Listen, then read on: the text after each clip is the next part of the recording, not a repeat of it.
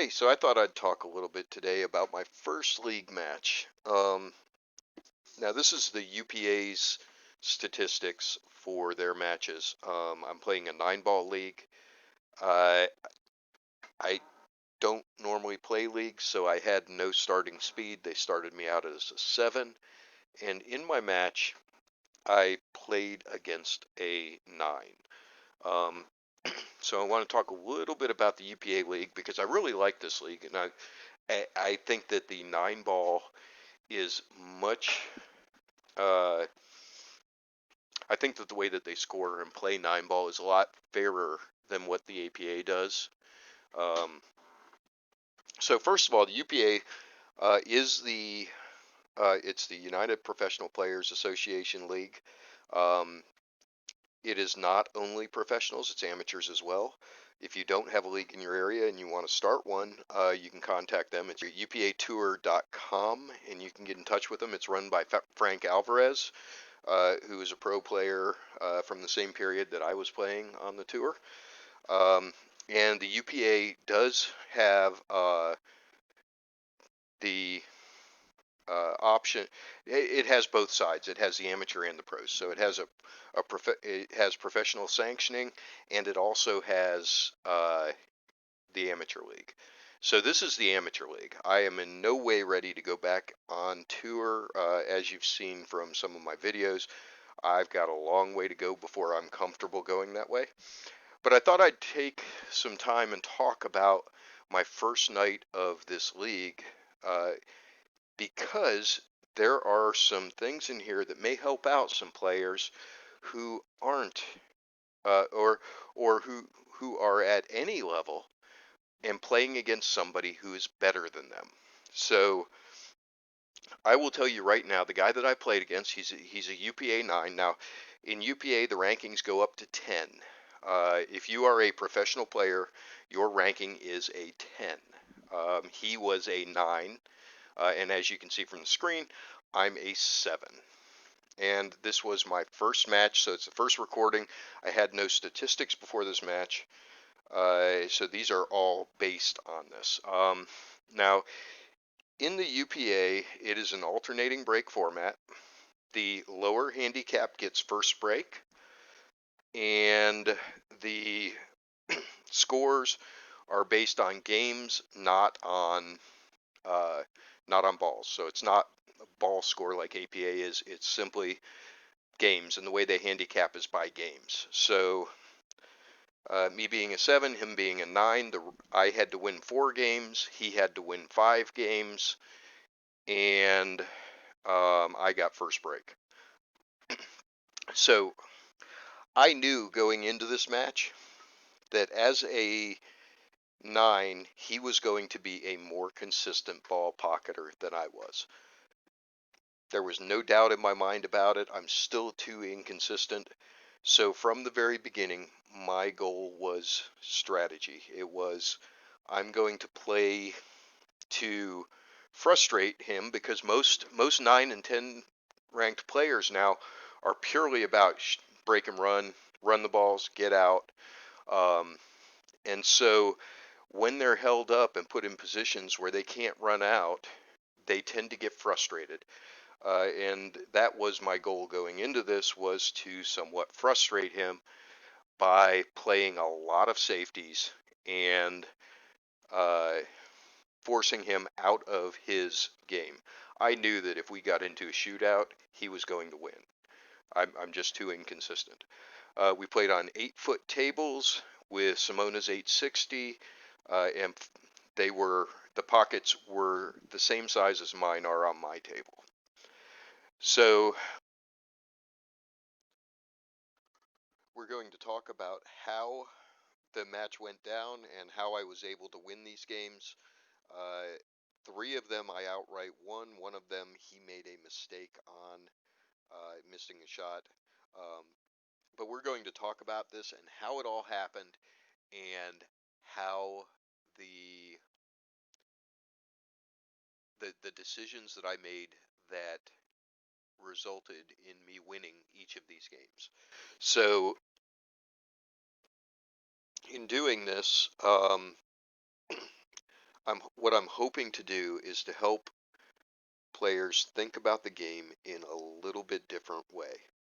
Most players think about the game in terms of how many shots can I make, how accurate am I, and this is a perfect demonstration of how a player who is not a perfect shooter, a player who uh, is not favored to win, can actually turn the tables and turn it into a winning match. So I want to talk about this, and at some point I will do a video on offensive safety versus defensive safety and how you play those in a way that is better than simply uh, so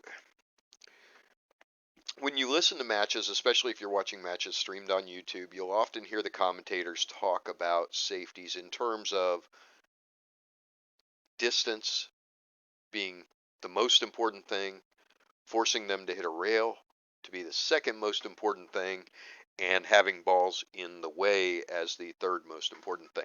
I would disagree with that. Um, and I come from so when we're talking about safeties, this is something I was actually known for back in the day when I was on tour, uh, both shooting into and out of safeties. Um, Tony Crosby, who you may have seen in a YouTube match with Efren, uh, or well, it wasn't a YouTube match. It was a match that's on YouTube, where he was playing Efren Reyes, and the two of them. It was actually kind of a comical match. But Tony's a great guy. Lives down in Florida now. At the time, he had just come over for the U.S. Open with a bunch of the European players, with Richard Brumpton and Evgeny Stalev, and Mika Immonen was part of the group that came over together. Later on during the week, we were between matches, and I played couple sets with Tony Crosby at Q Masters, and we were playing, and while I was shooting, Richard Brumpton asked Tony, how's he shoot? And Tony said, Tony's response, and I don't think they know that I heard them talking about this, but Tony's response was, he plays pretty good, just don't hook him, because if you do, he just wins the game. Um, and that was because every time Tony hooked me, I was finding ways not only to get out, but to pocket the 9 ball as part of getting out. Um, it was kind of funny. But anyhow, so safeties, I think about them in a different way than most players. Most players are thinking about safeties in terms of how do I put the other player in a position where they can't get an easy hit, and they will hopefully leave me a shot. I think about safeties in terms of how do I use this? How do I use a safety to win the game? That's what I'm thinking about. I'm not thinking about how do I use a safety to keep them from hitting the ball. I think about safeties in terms of how do I use safeties to win the game. So let's go ahead and move on over to the table, and take a look at some of the situations that came up, bearing in mind that my strategy in this was not to try to run out. My strategy was to try to put the player in bad positions that would give me a better run out. That would give me an easier run out or less balls to shoot, because I'll be honest, I was concerned about my consistency. And so, especially going up against somebody who's rated as a 9, that's an almost pro, that's an A+ player. Um, and if you've seen me playing, I'm lucky to get out 50% of the racks uh, where I have ball in hand early in the rack. So this match, perfect example of how to use strategy to win against a better shot maker than yourself. So let's take it to the table and let's see exactly how I dealt with this situation. All right. So when I'm talking about these matches, I'm going to kind of talk about how I'm only going to put the balls that are actually important to the discussion on the table. And just to unclutter, there may be other balls on the table, but they don't come into play in any way, shape, or form. And so, in the first game, I broke, I made a ball, and I ended up something like what's on the table. Now, it was an 8-foot table, not a 9-foot table, but the pockets were exactly the same distance. You've seen me before, I think, try to wedge 2 balls into the pocket. 2 balls will not go. They hang right in the very jaws, right where the pocket opening is, which means it's less than a 4.5-inch pocket. The same thing happened with these tables. They were Simona's 860, blue, with same size pockets. So the only practical difference is that the table was 8 foot instead of 9. So I broke the first one, I made a ball, and I ended up with something like this. And, yeah, about there. And so my shot was to roll off the 1 and over behind the 9. And I ended up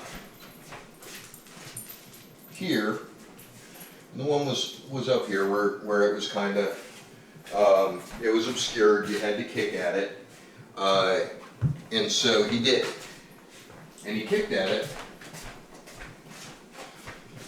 This was a little closer. He kicked at it, he hit it, and the cue ball came down and ended up down here. The 1 ball ended up and here on this table it would be here, but because it was an 8-foot table, it was down here. This was fully behind the 6 ball. And so this is the first important choice of the match. It was an easy choice to play the safe to begin with. He had no choice but to do what he did. Now, this shot, a lot of players today will start getting out that jump cue. They will start pulling out the jump cue. And on a tight table with fast cloth, if you jump this, you're going to have to hit it hard, and there's a very good chance that 1 ball jaws and either hangs in the pocket or comes out over here. My choice here was to take a different route. It was to masse for the 1 in the corner. Now the good thing about this shot is that if you over masse, so very rare, so let's think about this. So what happens if you over masse? Well, if I put too much masse on it, it comes down, it comes off the rail, it's spinning right, so it's spinning to the right, so it's going to hold, and it's going to hit the 1, and even if it's only a little, you still end up doing something like this, okay, where you're still safe. If you under masse it, you hit here, not a great outcome. If you hit it right, it goes in. If you hit it a little bit thinner, you probably sell out the rack, okay? But you can also, if you miss that ball, you can also end up doing something like this and leaving a tough shot down in the corner, and the 6 is in the way. So there are a lot of ways that this, even though this masse is not the easiest shot in the world, there's a lot of ways that you can hit it wrong, and still get a good outcome. So I massed this, and it's not a big masse. This is more of a swerve than a masse, even at the full ball, because of the distance between the cue ball and the 1 ball. This is more a swerve than it is a masse. And there you see I masse badly. He's got no shot. The 6 is in the way. As it was in the match, I made this ball. The cue hung in the jaws. There were a bunch of balls around, but the 2 ball was out like here. And there was a bunch of traffic over here, but the 2 ball had the whole pocket. So I decided to shoot at it. This is one of my missed shots. Now the right thing for me to have done here would have been to play safe and just rolled over behind all that traffic. There were other balls in here. That would not have been a makeable shot. But I didn't. It was early in the match, and I was in the I'm going to win this match mindset. And if I make this ball, I would have been out, but I didn't. I missed it. I'm pretty much like that. And the 2 ball ended up over here. The 4 ball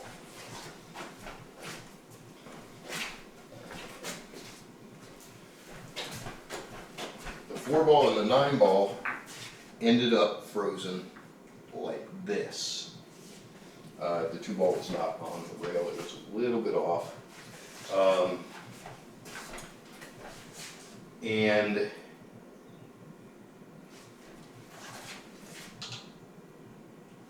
it was out like this, maybe here. And what he ended up doing is he tried to just soft roll it behind the 6.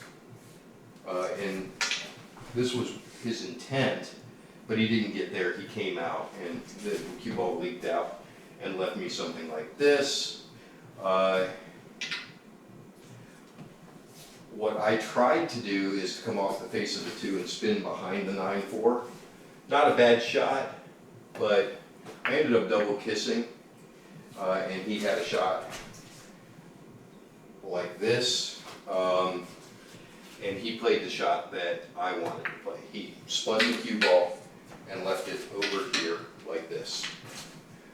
Now, the reason I went through that, I'm not going to talk through every shot of every game. What I'm going to talk through are the interesting situations. So this was one of those interesting situations. I think the 7 ball was sitting, where is the 7? 7 ball was sitting about there. So looking at this shot, there are a lot of ways that I can hit that 2. I can go up and down the table and hit the 2. I can go around the table long way and hit the 2. I can jump off this rail and hit the 2. I can get out the jump cue and try to hit the 2. But the 4 and the 9 are frozen to each other and frozen to the rail. That 4 is unmakeable right now. The last thing in the world I want to do, knowing that there's a very good chance I'm going to give up the table to him, is to move that 4-9. So, one of the very few times, it's kind of funny, so in 12 years on tour, I never played a single intentional foul, and I ended up with 2 in this match. This is one of them. What I did is, knowing that I was going to give him ball in hand, the 5 ball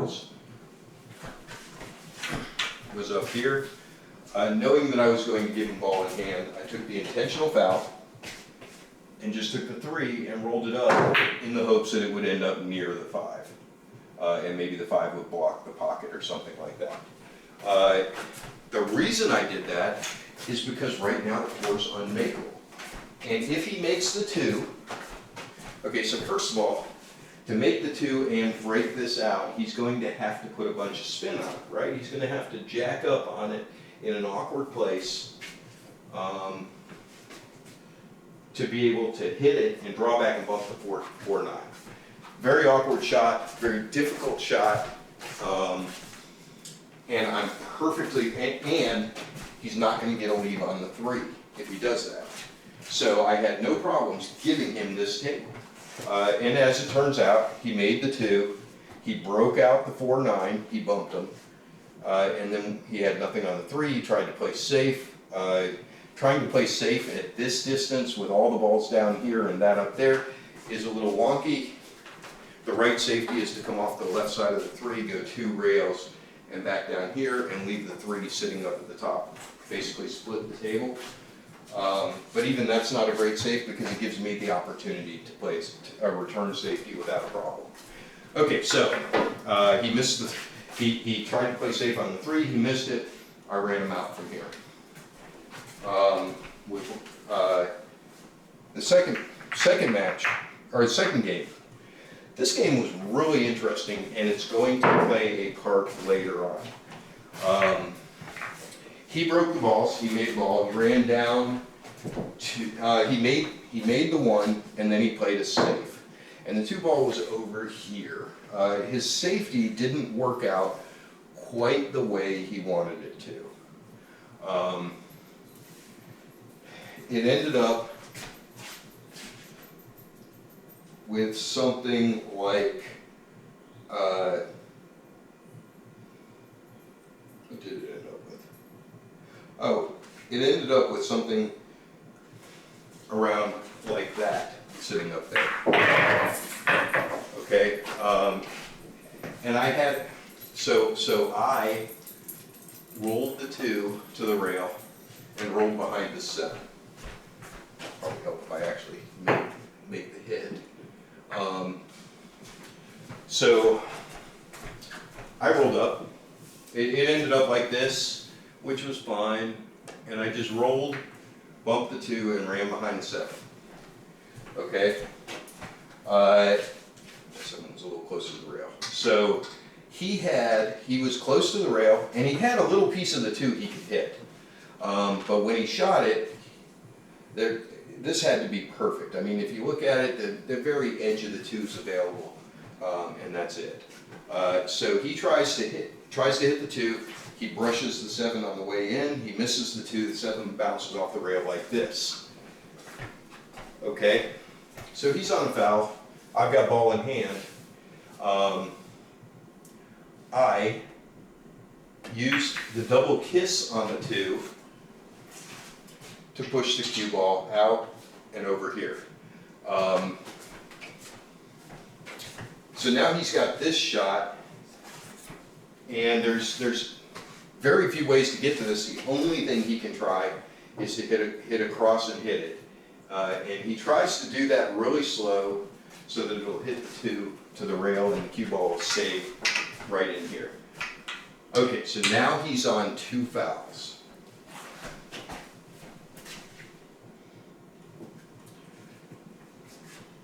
And I'm thinking, so this is actually a little bit closer at this point, it's like right there. So I almost made a mistake here. He's on 2 fouls, I'm on none, I've got ball in hand. I could, and this is what I was thinking about, put the cue ball in here, and the cue ball's frozen, by the way, it's frozen to the rail. I could put the cue ball in here, brush off the 2, hit the side of the 9, let the 9 bounce out, and send the cue ball down the table. But there's a whole lot that can go wrong with that shot. There's an incredible amount. So I'm thinking about that, and I'm thinking about how touchy it is, and I'm kind of thinking, how am I going to deal with this? And then I realized that if I can put the 7 in the right place, there's no way to hit the 2, and he's on 2 fouls. So I put it down here, I call the intentional foul, and I just roll it nice and easy up like so. There is now no way to hit that 2 ball legally. Now he knows that if he's on a foul, his right option, rather than trying to hit that 2 the last time, would have been to just blast those apart so that there's no way for me to 3 foul him on it. However, he got into a discussion with a teammate who was asking him about safety play and why we were playing so many safeties, because we started out with like a 6-shot safety battle in the first rack, and now here we are, we're playing another safety battle, and he got distracted, and because he got distracted by his teammate asking about this, he forgot he was on a foul. So now he's got ball in hand and he's figuring out what to do, and I announced, hey, you're on 2. And I had to tell him like 4 times before he acknowledged it. I think he knew it, but me telling him, you know, you have to get your opponent to acknowledge that they're on 2 fouls. And so he, hey, did you hear? I said, you're on 2 fouls. And so he started looking at it. He figured he couldn't get in there. There's no way to get in there and hit that 2 legally. He's testing it. Now I'm up now. When he gets ready to shoot, I'm going to sit back down, or I'm going to stand way back like a referee. But right now, while he's placing the ball, while he's measuring things and putting the ball in here to see if it fits through, I'm watching everything, because if he bumps that 7, I'm going to call a foul, and it's going to be end of game. Okay, so now he's got this. Actually, the 2 was back like that. And he has to concede the game because he doesn't have a way to hit it. Now, there are ways to hit this. You can jump and hit the top of the ball, and if the cue ball lands on the table, it's a good hit. There's also a shot, and this one's very hard to pull off. I'm not even going to try it here because I'd probably make it 1 in 1,000 shots. But there is a shot here where you can hit the edge of the pocket, hit the edge of this pocket, the cue ball bounces up, rides the rail, makes contact with the 2. Very, very difficult shot. Either one of those is very low percentage. I will give you this shot every time I get a chance to give it to you, because the odds of you getting out of that without fouling are 0, are very near 0. Anyhow, so that's how the second match was won. We jockeyed around, and because I had control of the safety battle with ball in hand, he was ahead of me on fouls. I could afford to take that foul to force him to get his 3rd foul and lose the game. All right, 3rd match. I scratched on that break. I scratched on the break. He ran down to the 7. He had a shot like this. It was narrowed down the rail. I don't know why he did it, but he hit it hard. The 7 rattled and came out here. And so my shot call on this was, hey, I'm going to hit the 7 and spin that away and try to make one of those balls. And as expected, I spun that away and I made the 8 ball in the corner pocket. The 7 ball came up here, and the cue ball was out, like out here, and then I just pocketed the 7, came 2 rails for the 9. So that was the mistake he made that gave me a game. Now the 3rd game had a really interesting, or the 4th game had a really, really interesting way that it happened. So he broke and didn't make any balls. The 2 ended up there, and the 9 was like right there.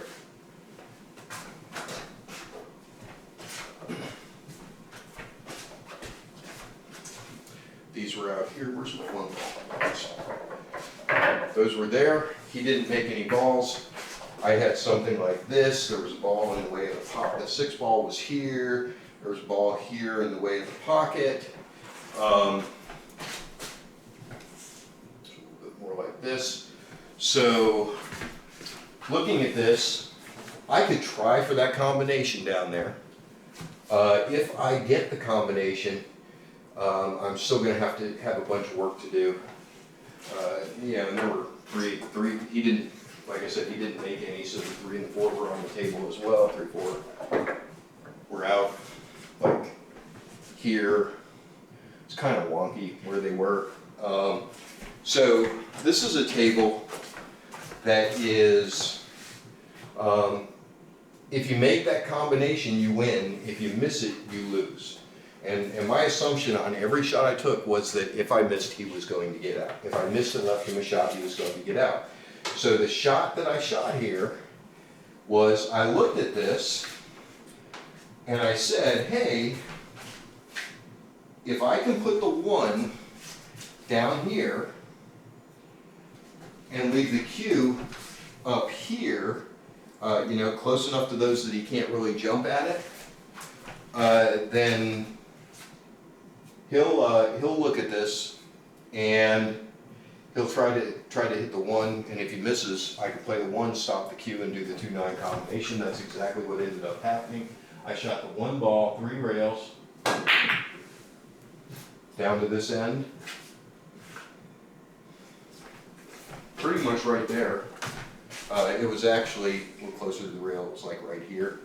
And the cue ball ended up here. Now, is that jumpable? Once again, yes it is. But jumpable with control is a whole other story. I'm not worried about it if he wants to jump this because it's got a little bit of an off angle here from where he was. He's going to end up coming this way. He's going to have to run that table. And at this point, I'm up 3 games to 0. By the way, on the last rack, part of the reason that he missed the 7 is because I kept him cold. I never let him get into rhythm because I was constantly playing these safeties that he was having to shoot out of. So that worked really well.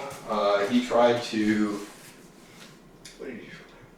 Yeah, he tried to one rail it this way and missed the ball completely. Cue ball came off and went down like this and out. And I got ball in hand, which let me just dink the 1 in and get the straight in combination on the 2-9, which I made to win the match. So this is why it's so important to think about safeties in a different way. Don't think about them as purely, oh, I'm here, I have to play it safe.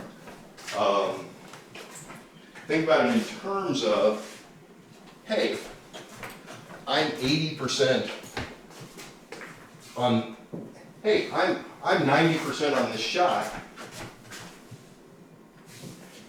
but if I make it, what happens? How do I get on the 3? Well, I can't really get on the 3, so rather than taking this easy shot and then not having a shot, why don't I miss this shot, use it as an opportunity for an offensive safety?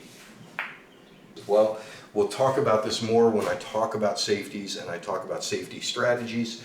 I just wanted to talk to you today to share how you can win a match against a stronger shot maker.